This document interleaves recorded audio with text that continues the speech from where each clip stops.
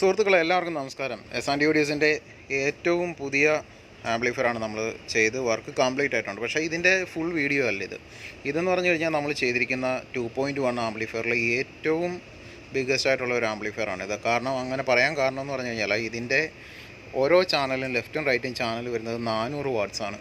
അതേപോലെ തന്നെ sub woofer വരുന്നതും 400 വാട്ട്സ്.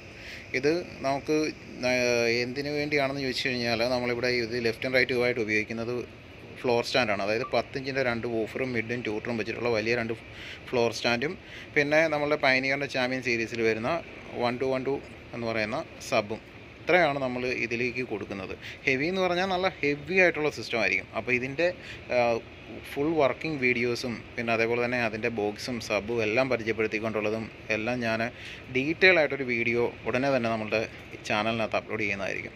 അപ്പോൾ മറക്കാതെ നമ്മളുടെ ചാനൽ സബ്സ്ക്രൈബ് ചെയ്യാത്ത ആളുകളുണ്ടെങ്കിൽ ദയവായിട്ട് സബ്സ്ക്രൈബ് ചെയ്യുക, ലൈക്ക് ചെയ്യുക, ഷെയർ ചെയ്യുക.